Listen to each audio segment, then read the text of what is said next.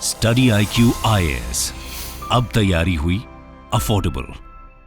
नमस्कार दोस्तों कल निर्मला सीतारमण जी के द्वारा जो बजट पेश किया गया था 2024-25 का, उसको लेकर डिटेल्ड एनालिसिस मैंने कल ही वीडियो बना दिया था, जिसके अंदर हमने सभी चीज़ों की बात की थी। लेकिन यहाँ पर मैं आपको बता दूं, इस बजट के अंदर जो प्रॉपर्टी सेलर्स हैं, जो लोग रियल इस्टेट में डील करते हैं, स्पेशली जो लोग प्रॉपर्टीज़ को खरीदते हैं, बेचते हैं ताकि उनको प्रॉफिट हो सके, या फिर मान लीजिए आपके पास कोई प्रॉपर्टी पड़ा हुआ है, ज़मीन है, कोई फ्लैट है, और जब आप उसको बेचते हो तो यहाँ पर क्या है कि उनके लिए एक बहुत बड़ा झटका है। जी हां, ये बजट प्रॉपर्टी सेलर्स के लिए बड़ा झटका है, क्योंकि यहां पर जो इंडेक्सेशन होता था अब उसको पूरी तरह से खत्म कर दिया गया है। ये आप देख सकते हो यहां पर budget 2024 big tax shake up for property sellers buyers, और इसी के बारे में हम डिटेल से चर्चा करेंगे कि आखिरकार ये इंडेक्सेशन है क्या, इससे क्या फायदा मिलता था पहले और अब यहां पर क्या नुकसान होगा। बहुत ही इंपॉर्टेंट है और आपको बहुत ही अच्छा लगेगा इस वीडियो के अंदर काफी कुछ जानकर। चलिए आगे बढ़ते हैं, लेकिन उससे पहले मैं आप सबको बता दूं कि अगर आप 2025 की यूपीएससी की तैयारी कर रहे हैं अगले साल के लिए, तो यहां पर हमारा जो प्रतिज्ञा इवनिंग बैच है, मतलब 27 जुलाई से यह बैच स्टार्ट हो रहा है और हर रोज शाम 6 बजे इसका क्लास होगा, लाइव क्लास होगा, और इसके अंदर आपको प्रीलिम्स, मेंस, इंटरव्यू सब कुछ की तैयारी कराई जाएगी। तो देखिए यहां पर इंपॉर्टेंट चीज यह है कि अगर आप इस बैच को ज्वाइन करते हैं और सिर्फ अगर आप प्रीलिम्स भी क्रैक कर लेते हैं 2025 का, तो यहां पर जो पूरा फीस है आपका वो भी रिफंड कर दिया जाएगा। तो इसको ज्वाइन जल्दी से करिए by using this code Ankit live. इसका लिंक कमेंट सेक्शन में दिया हुआ, और इस कोड को इस्तेमाल करके हमारे किसी भी बैच, किसी भी कोर्स में आप मैक्सिमम जो डिस्काउंट है वो ले पाएंगे। और इसके अलावा अगर आप एमसीक्यूज अटेम्प्ट करना चाहते हैं तो मेरे इंस्टा पेज पर जाइए, वहां पर स्टोरीज में जितने भी एमसीक्यूज हैं उसको भी आप अटेम्प्ट कर सकते हैं। तो चलिए शुरुआत करते हैं और सबसे पहले ये देखते हैं कि एग्जैक्टली हुआ क्या है। कल निर्मला सीतारमण जी का जो बजट आया था 2024-25 के लिए, इसके अंदर उन्होंने एक बहुत ही इंपॉर्टेंट चीज अनाउंस की, और वो ये है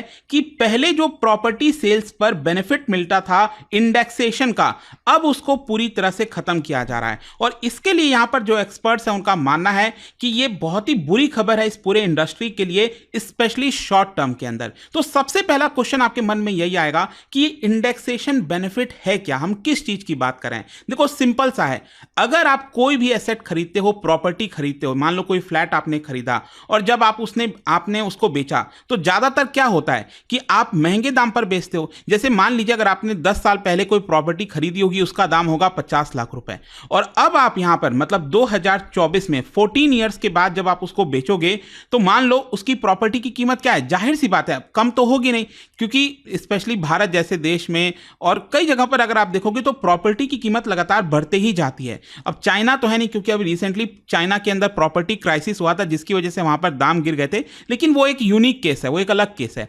भारत के अंदर अगर आपने 50 लाख की प्रॉपर्टी 14 साल पहले खरीदी है, तो मान के चलिए उसका दाम कम से कम डबल तो हुआ ही होगा, तो उसका दाम 1 करोड़ रुपए हो गया। तो यहां पर जो आपको बेनिफिट मिला, मतलब कि आपका प्रॉपर्टी का दाम 50 लाख से हो गया 1 करोड़ रुपए। तो इसके अंदर आपको फायदा कितने का हो रहा है? फायदा तो हो रहा है आपको 50 लाख का, आपने 50 लाख में खरीदा था और 1 करोड़ में आपने उसको बेच दिया। तो यहां पर एक तरह से आपको टैक्स कितने पर लगेगा? जो आपको फायदा हुआ है, 50 लाख का फायदा हुआ है, उसके ऊपर सरकार टैक्स लगाएगी। लेकिन आपको एक चीज समझना है, यह प्रॉपर्टी आपने 14 साल के बाद बेचा है, तो जाहिर सी बात है इन्फ्लेशन की वजह से भी तो चीजें बढ़ती है ना, तो यहां पर उसका भी तो असर इसके अंदर हुआ है। तो इंडेक्सेशन क्या करता है, बेसिकली यहां पर जो इन्फ्लेशन है उसको एडजस्ट कर देता है कि आपको इतना ज्यादा महंगा, मतलब आपका जो 50 लाख रुपए का गेन हुआ है उस पूरे के ऊपर टैक्स ना लगाया जाए, यहां पर उसको इन्फ्लेशन के साथ एडजस्ट किया जाए, और जितना आपका बेनिफिट हुआ उसके ऊपर ही सरकार यहां पर टैक्स लगाएगी। और इंडेक्सेशन वर्क कैसे करता है मैं आपको बताता हूं। यहां पर सरकार क्या है कि एक इंडेक्स जारी करती है जिसको कहा जाता है CII, इसका मतलब है कॉस्ट इन्फ्लेशन इंडेक्स। हर साल सरकार यह जारी करती है, और इसका बेस ईयर मैं बता दूं ये है 2001-2002। जैसे आपने जीडीपी में अक्सर सुना होगा ना, जीडीपी, रियल जीडीपी कैलकुलेट करने में 2011-12 का बेस ईयर है। उसी प्रकार से जो कॉस्ट इन्फ्लेशन इंडेक्स है, इसका बेस ईयर है 2001-2002, और 2001-2002 में इसका वैल्यू था 100। तो हर साल क्या होता है, इसका वैल्यू बढ़ता जाता है। मान लो 2010 में इसका वैल्यू हो गया होगा 189, फिर उसके 10 साल बाद 2020 में इसका वैल्यू हो गया होगा 279। तो ये लगातार जो वैल्यू है वो बढ़ता जाता है CII का, और सरकार हर साल इसको जारी करती है।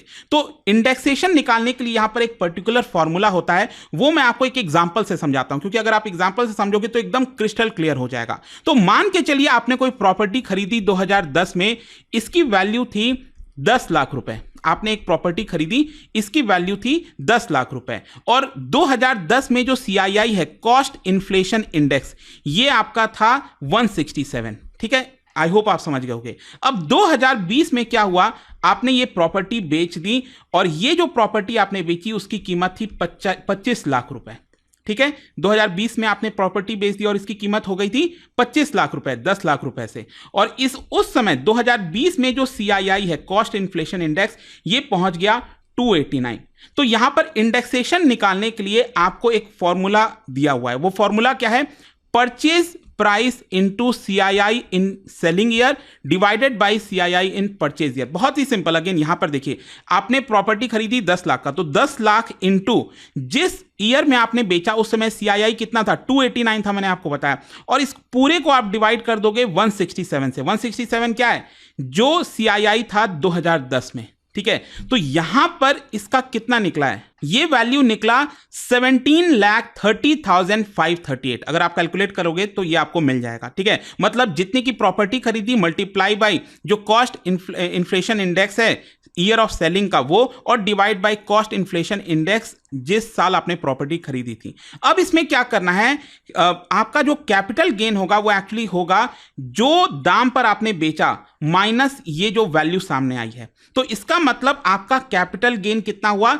7,69,462। मेरे कहने का मतलब यहां पर यह है कि वैसे अगर आप देखोगे यहां पर, तो आपने प्रॉपर्टी खरीदा था 10 लाख का और आपने बेचा प्रॉपर्टी 25 लाख का, तो यहां पर एक तरह से फायदा आपको कितने का हो रहा है? 15 लाख का हो रहा है। तो ऐसे तो सरकार आपके ऊपर 15 लाख के ऊपर टैक्स लगाती है ना, कि 15 लाख का आपको बेनिफिट हुआ, इसका 10% हमें दे दो या फिर 20% हमें दे दो। वैसे तो अभी तक क्या था कि ये 20% था, आपको 20% कैपिटल गेन टैक्स इस पे देना होता था। देखिए, प्रॉपर्टी का अलग होता है, इसको कंफ्यूज मत कर लेना।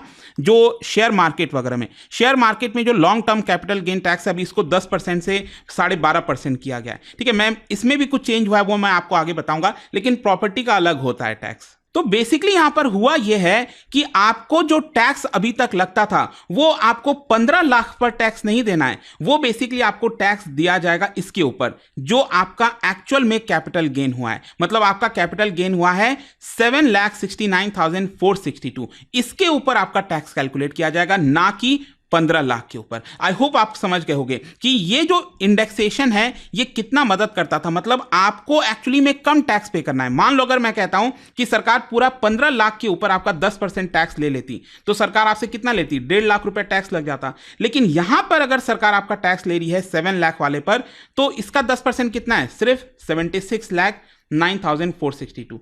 आई होप आप समझ गए होंगे। ठीक है, अब देखिए यहां पर बैड न्यूज यही है, बैड न्यूज यह है कि ये जो इंडेक्सेशन का बेनिफिट मिलता था ना, वो सरकार ने अब हटा दिया है। सरकार ने ये कहा है कि पूरा का पूरा ये जो वैल्यू है 15 लाख का, हम उसके ऊपर अब आपका टैक्स लेंगे। मतलब इंडेक्सेशन वाला अब पूरी तरह से खत्म हो गया है। ये बहुत बुरी खबर है इस प्रॉपर्टी सेलर्स के लिए, और इसीलिए एक बड़ा झटका माना जा रहा है। अब टैक्स कितना लगता है वो भी मैं आपको बता देता हूं। एक्चुअली क्या था कि इसमें एक बेनिफिट ये मिला है कि long term capital gain tax. अच्छा, इसमें एक और चीज है, long term capital gain tax property में अगर आप देखोगे तो वो 2 साल से ज्यादा का होता है। मतलब कोई प्रॉपर्टी आपने 2 साल से ज्यादा अपने पास रखी और उसको बेचा 2 साल के बाद, तो ही आपके ऊपर ये long term capital gain tax और ये इंडेक्सेशन का बेनिफिट मिलता है।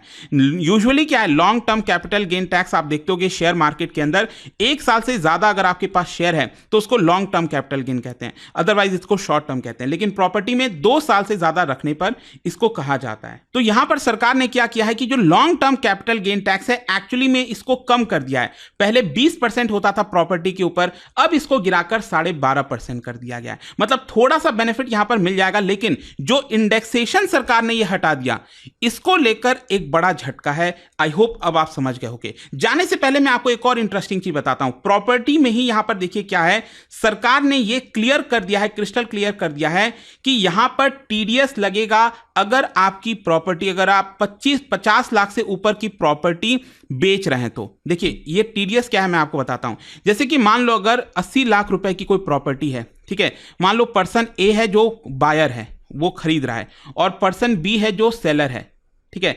अब मान लो 80 लाख रुपए का प्रॉपर्टी बी जो है ए को सेल कर रहा है, तो 80 लाख रुपए किसके पास जाने चाहिए? बी के पास जाने चाहिए। लेकिन नियम यह कहता है कि अगर 50 लाख के ऊपर की प्रॉपर्टी है तो यहां पर 1% टीडीएस लगेगा। मतलब 80 लाख का 1% कितना हुआ? यह हुआ 80,000 रुपीज। तो यहां पर टीडीएस क्या होता है? बेसिकली हम इसको कहते हैं टैक्स डिडक्शन एट सोर्स। मतलब कि जो बायर है, जो ए है, वो बी को पूरा 80 लाख रुपए नहीं देगा, इसमें से 80,000 रुपए अपने पास रख लेगा और वो सरकार को देगा, ताकि सरकार को पहले पता चल जाए कि हाँ यहां पर ये ट्रांजैक्शन हुआ है। ठीक है, आई होप आप समझ गए होंगे ये टीडीएस होता है। तो अभी क्या था ना, एक लूप होल निकाल लिया था लोगों ने। लूप होल ये था कि जैसे मान लो 80 लाख रुपए की प्रॉपर्टी है, तो एक परिवार में 2 लोग हैं, वो लोग क्या करते थे, उसी प्रॉपर्टी को आधा आधा में बांट लेते, मतलब 40 लाख और 40 लाख में दिखाते थे कि 2 लोगों ने खरीदना, मतलब हर एक की वैल्यू कितनी हो गई? 40 लाख 40 लाख, मतलब कि यहां पर 50 लाख से कम की वैल्यू हो गई हर एक इंसान के लिए। तो यहां पर टीडीएस नहीं कटता था उसकी वजह से। तो ये एक तरीका लोगों ने निकाल लिया था। लेकिन अब सरकार ने यह कहा है कि डजंट मैटर, चाहे 1 लोग खरीदें, 5 लोग खरीदें या फिर 10 लोग मिलकर खरीदें, अगर उस प्रॉपर्टी की ओवरऑल वैल्यू 50 लाख से ज्यादा है तो 1% टीडीएस तो लगेगा ही लगेगा। ये एक इंपॉर्टेंट खबर है। तो इस प्रॉपर्टी सेलर्स के लिए आई होप अब आप समझ गए होंगे यहां पर क्यों एक बड़ा झटका बताया जा रहा है। जाने से पहले एक इंटरेस्टिंग क्वेश्चन, बजट के अंदर आपने देखा होगा सरकार ने एक स्कीम अनाउंस की है कि 300 यूनिट तक हर महीने इलेक्ट्रिसिटी, फ्री इलेक्ट्रिसिटी प्रोवाइड किया जाएगा घरों को।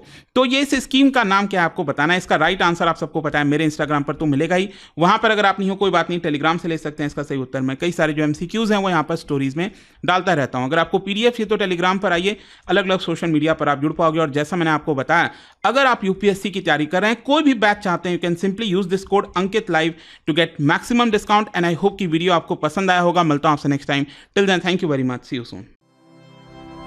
स्टडी IQ IAS, अब तैयारी हुई अफोर्डेबल।